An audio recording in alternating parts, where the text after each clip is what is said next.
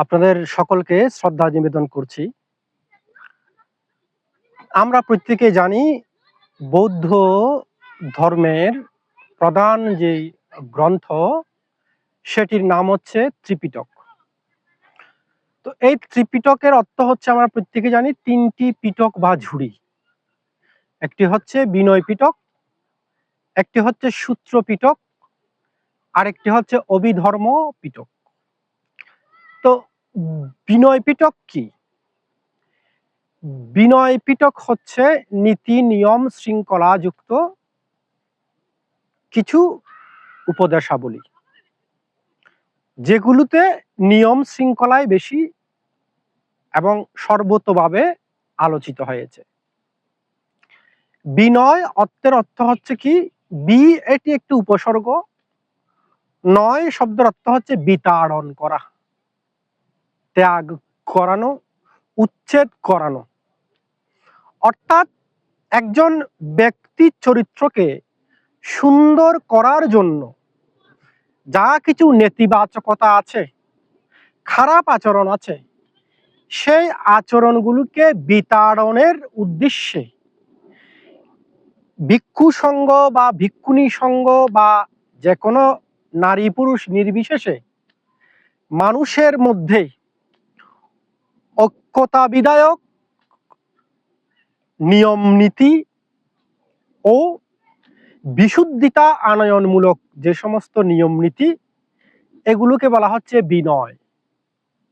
এই বিনয়ের মধ্যে এমন কিছু নিয়ম নীতি আছে যেগুলো লঙ্ঘন করলে একজন ভিক্ষুর ভিক্ষুত্ব নষ্ট হয়ে যায়, একজন ভিক্ষুণীর ভিক্ষুত্ব নষ্ট হয়ে যায়। আবার অনেকগুলো নিয়ম আছে যেগুলো শুধুমাত্র অনুতাপ প্রকাশ করলে, অনুশোচনা প্রকাশ করলে, পুনর্বার আর হবে না এভাবে প্রকাশ করলে সেই অপরাধগুলোর উপশম হয়ে যায়, যদি না তিনি সেই অপরাধগুলোকে বারংবার না করেন। তো সংক্ষেপে বলতে গেলে বিনয় শব্দের অর্থ হচ্ছে কি, বিশেষভাবে অকুশলকে ত্যাগ করা, বিতাড়ন করা, এইটার অর্থ হচ্ছে বিনয়। তো যেই সমস্ত পিটকে বা যেই বইগুলোতে এই ধরনের নিয়ম নীতিগুলো আছে সেগুলোকে বলা হচ্ছে বিনয় পিটক। তারপর হচ্ছে সূত্র পিটক। সূত্র পিটক হচ্ছে কি, সূত্র পিটক উপলব্ধির সবচাইতে সাধারণ একটা উপায় হচ্ছে আমার দ্বারা শ্রুত হয়েছে, অর্থাৎ যা কিছু শুনে সঙ্গীতিতে প্রকাশিত হয়েছে। উদাহরণস্বরূপ আমরা দেখতে পাই কি, স্থবির আনন্দ যিনি বুদ্ধের প্রধান সেবক ছিলেন, বুদ্ধের প্রধান উপস্থায়ক, তিনি প্রত্যেকটা সূত্রের অগ্রে উল্লেখ করছেন এবং শ্রুতাং, অর্থাৎ আমার দ্বারা এইরকম শ্রুত হয়েছে। এইভাবে যেগুলো আরম্ভ হয়েছে এগুলো হচ্ছে সূত্র। এই সূত্রকে নানান অ্যাঙ্গেলে ভাগ করা হয়েছে, বিশেষ করে 6টি সূত্রের বৈশিষ্ট্য প্রদান করা হয়েছে। সূত্রগুলো হচ্ছে কি, সুন্দরভাবে শুভ সূচনা হয়েছে, এটা হচ্ছে একটা সূত্রের বৈশিষ্ট্য। সুব্যক্ত, বুদ্ধের যে উপদেশগুলো সুন্দরভাবে ব্যক্ত করা হয়েছে, বর্ণনা করা হয়েছে, এটা হচ্ছে সূত্রের অন্যতম একটি বৈশিষ্ট্য। তারপরে হচ্ছে শ্রবণ, যেগুলো যথাযথ রূপে অর্থবহভাবে প্রবাহিত করা হয়েছে অপরের প্রতি, সুন্দরভাবে অপরকে নির্দেশ উপদেশ দান করা হয়েছে।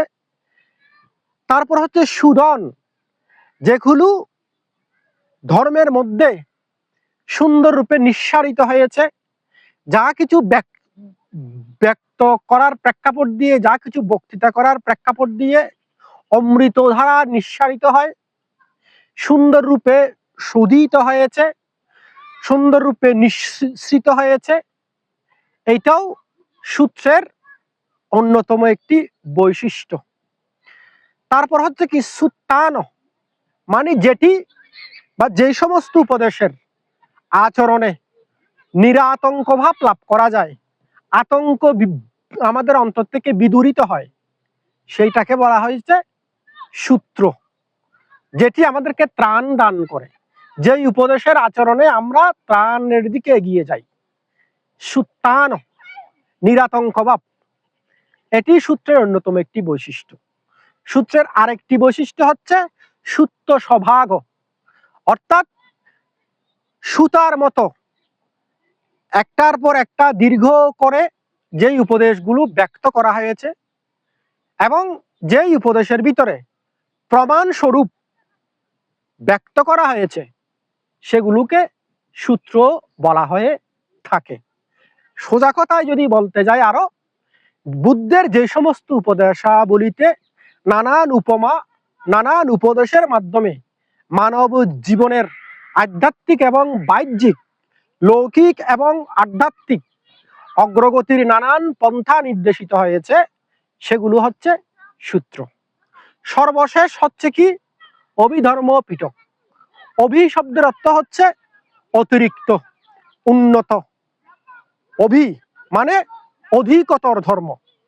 যেই ধর্মগুলো সূত্র পিটক থেকে ছেঁকে নিয়ে, যেখানে কোনো উপমা নাই, যেখানে কোনো রূপক নাই, শুধুমাত্র অভিজ্ঞতা আছে, শুধুমাত্র অভিজ্ঞতার কথা বলা হয়েছে, শুধুমাত্র সেই নিজে নিজে সেগুলো অভিজ্ঞতা করা যায়, যেখানে ধর্মের চাইতে অধিক, ধাম্মা তিরেকা অভিধাম্য, ধর্মের চাইতে অধিকতর ভাবে যেখানে আলোচনা করা হয়েছে, সেটাকে বলা হচ্ছে অভিধর্ম। অর্থাৎ বিনয় পিটক যেখানে আজ্ঞা শিক্ষা দিচ্ছে, বিনয় পিটক যেখানে আমাদেরকে নিয়ম শৃঙ্খলাকে রক্ষা করার জন্য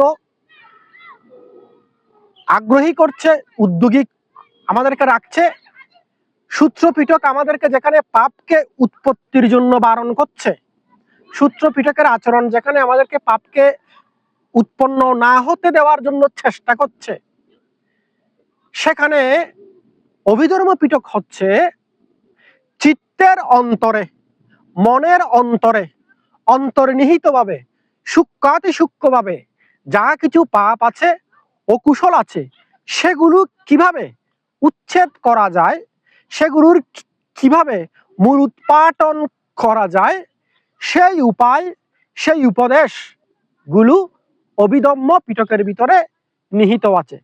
সুতরাং সূত্র পিটকের, অভিধর্ম পিটকের, বিনয় পিটকের এই তিন ধরনের সাধারণ সংক্ষিপ্ত সংজ্ঞা আপনাদেরকে আমি প্রদান এখানে রাখলাম। আশা করি আপনারা উপকৃত হয়েছেন। কৃতজ্ঞতা।